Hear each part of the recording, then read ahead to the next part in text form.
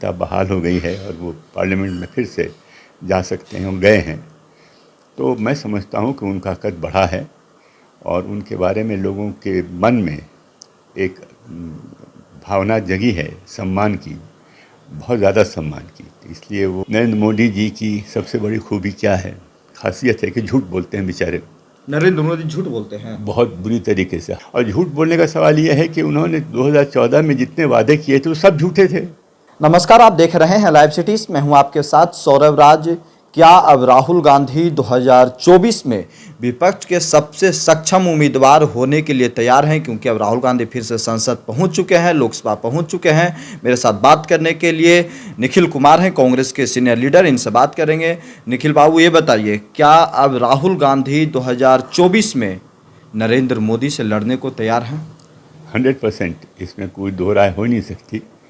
और अभी जो उनके साथ बर्ताव हुआ है जी, पहले उनको सज़ा दी गई, फिर उनकी सदस्यता रद्द की गई, उनका घर उनसे छीन लिया गया, और इन सब में राहुल जी ने जिस सहिष्णुता से अपना अपना कंडक्ट दिखाया है जी, वो मैं समझता हूँ पूरे हिंदुस्तान में लोगों ने नोटिस किया होगा और उनके प्रति अपार सिंपैथी है। और आज जब उनकी सदस्यता बहाल हो गई है और वो पार्लियामेंट में फिर से जा सकते हैं और गए हैं, तो मैं समझता हूँ कि उनका कद बढ़ा है और उनके बारे में लोगों के मन में एक भावना जगी है सम्मान की, बहुत ज़्यादा सम्मान की। इसलिए वो एक सच्चे मायने में राष्ट्रीय नेता हैं। और 2024 में विपक्ष के चेहरा हो सकते हैं पीएम कैंडिडेट के लिए? इसके लिए तो अभी मीटिंग होगी ना जी। 31 अगस्त और 1 सितंबर को मुंबई में। अब उसके बाद और होगी या नहीं कह सकते, लेकिन ये दोनों दिन तो मीटिंग होनी है, उसमें ये सब बातें फैसला की जाएंगी। उसमें हम देखें, वेट करते हैं, वॉच करते हैं। आप लोग शुरू से बीजेपी के खिलाफ लड़ते आए हैं। क्या राहुल गांधी में वो क्लेवर है जो नरेंद्र मोदी से लड़ सके, नरेंद्र मोदी को हरा सके? देखिए साहब, नरेंद्र मोदी जी की सबसे बड़ी खूबी क्या है, खासियत है कि झूठ बोलते हैं बेचारे।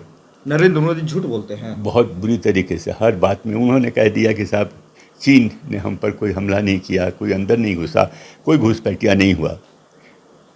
इसका फ़ायदा उठाया चीन के प्रेसिडेंट ने। उसने सब जगह कहा कि आप लोग कहते हैं कि हमने हिंदुस्तान पर एग्रेशन किया है, हमने कहाँ किया? प्राइम मिनिस्टर कहते हैं कि नहीं किया। और आज कितने हज़ार स्क्वायर किलोमीटर से जितने भी है हमारी ज़मीन पर वो काबिज़ हैं, बैठे हुए हैं, और बिल्कुल कह दिया उन्होंने कि साहब ऐसा कुछ हुआ ही नहीं। और झूठ बोलने का सवाल यह है कि उन्होंने 2014 में जितने वादे किए थे वो सब झूठे थे, एक भी उनमें से उन्होंने पूरा नहीं किया। तब इसके लिए अब क्या कहा जाए? इसलिए उनकी जो शख्सियत है, और सबसे बड़ी बात है कि वो डर गए, मणिपुर नहीं गए, तो एक कावड़ की बात है जो हमारे देश में एक इम्पॉर्टेंट हिस्सा है।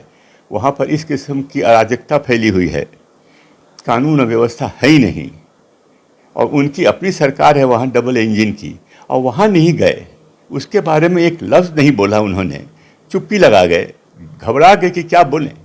तो एक प्राइम मिनिस्टर अपने ही देश के किसी भी स्टेट में इस तरीके की स्थिति हो और आंखें मूंद ले, और वहाँ पर महिलाओं के खिलाफ जो अत्याचार हो रहे हैं उनके बारे में कुछ न कहे, ये तो हमको याद दिलाता है महाभारत में कौरवों की सभा। धृतराष्ट्र चुपचाप आँख मूंद के बैठे हुए हैं, कुछ नहीं बोल रहे हैं, और द्रौपदी का चीरहरण हो रहा है। वही हो रहा है वहाँ मणिपुर में। तो ये कौरवों की सरकार हेड कर रहे हैं मोदी जी, चलने वाली नहीं है सरकार। आपके विरोधी बीजेपी तो ये कह रहे हैं कि अब जो नई गठबंधन आप लोग की बनी थी, नीतीश कुमार नाराज हैं उसमें कुछ? ये तो उन्होंने नीतीश कुमार जी से बात की है क्या? ये तो नीतीश कुमार जी खुद बोलेंगे। ऐसी कोई बात हुई नहीं जिससे कि वो नाराज़ हों। और देखिए अभी जो अगली 2 मीटिंगें होंगी जी, उसमें देखिए क्या होता है।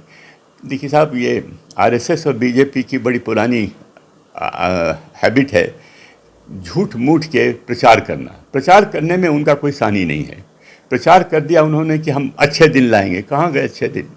इस समय सरसों का तेल बिक रहा है 150 रुपये के हिसाब से, और क्या कहते हैं उसको, दालें, सब दालें जो हैं कोई भी उसमें 100 रुपये से कम में बिक ही नहीं रही है। 2024 तक नीतीश कुमार आपके साथ ही रहेंगे, कांग्रेस के साथ ही रहेंगे, भरोसा है आपको? अरे 100% साथ में रहेंगे? बिल्कुल रहेंगे। चलिए।